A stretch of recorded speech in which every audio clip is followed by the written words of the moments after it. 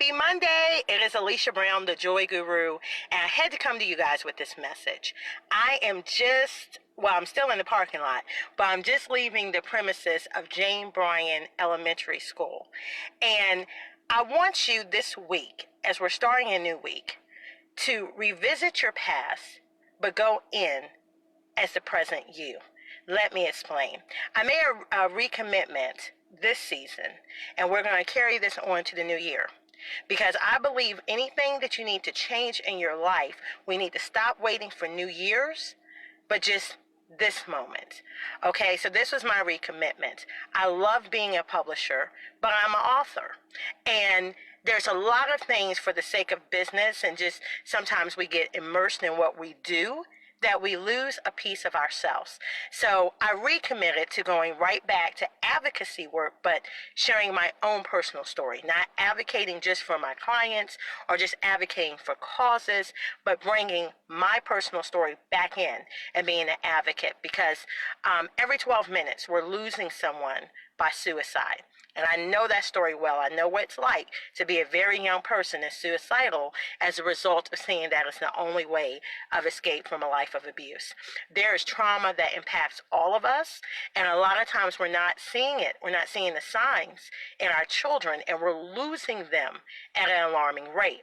So this is something I'm very passionate about, and sharing more of my personal story, not just the story of my authors or their businesses and brands, and pushing that forward, but reconnecting with myself and my own story. So Jane Bryan Elementary in Hampton, Virginia is one of my alma maters, and I saw they were having community reading day.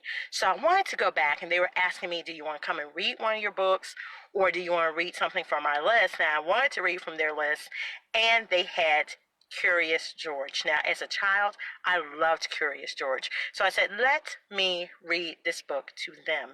And I always like these moments to take time out with young people. I know as a child, that was part of what saved me, is reading. Reading is a form of escape. Reading can have great pleasure. Reading opens your mind and expands your mind. And again, it may just bring joy to your life in those few moments you turn those pages and consume whatever the story is. So it's very vital. And it's that time where you get to just teach some lessons. You get to hear what's on their mind. It's a wonderful interchange. But the reason why this makes so much, is such a special place in my heart, is because at this school, my father, this was his second job. So he was a janitor after he finished his full-time job with the city, and he would come here. Well, in case you don't know about my story and you've never read my self-help books, my father was also my abuser. He's dead now. So you can imagine, for some, and at certain points in your life as you're healing, coming back to this place may have triggered something. But for me, it didn't. Because this is a part of my past, and it's a good part of my past. And it can't hold negative connotations unless I allow it to. I am different from that little girl that went to elementary school.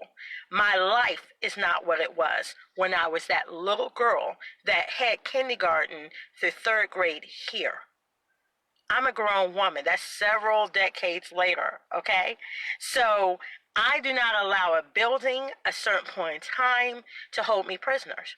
It can only have a negative connotation if I give it that. So I didn't walk in broken. I didn't walk in abused. I didn't walk in hurt. I walked in with happy memories.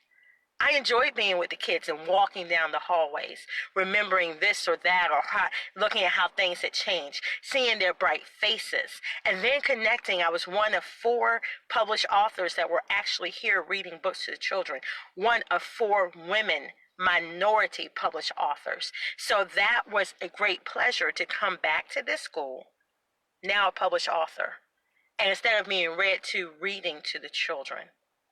Not a child, but an adult that gives back to our community and connects to children, which is something I wished at that time of abuse more people had done with me. So that's what I want you to do this week. I want you, the challenge I give to you is to think about a past place and time that you need to revisit. Maybe it was once a place that had hurt, But walk in as the new you, because the truth is, each day, each situation, we have a choice. We get to decide how we enter a room. We get to decide how we enter that situation.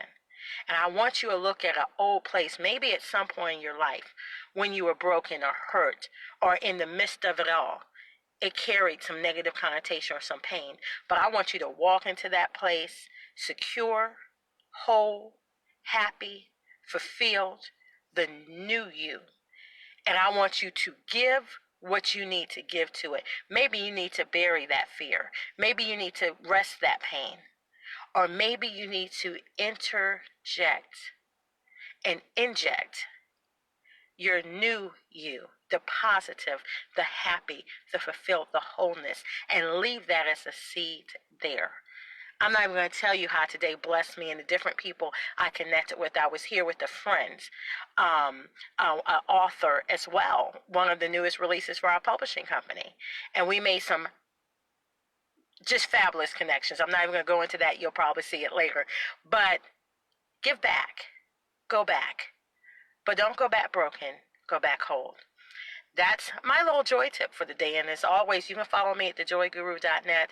But I want to share this moment first with my Joy Guru Empowerment group on Facebook, because this is so important. And it's so important that we don't be prisoners to our past. It happened. It is what it is. But instead of being bitter, be better. And that's my Joy Guru tip for the day. Be blessed.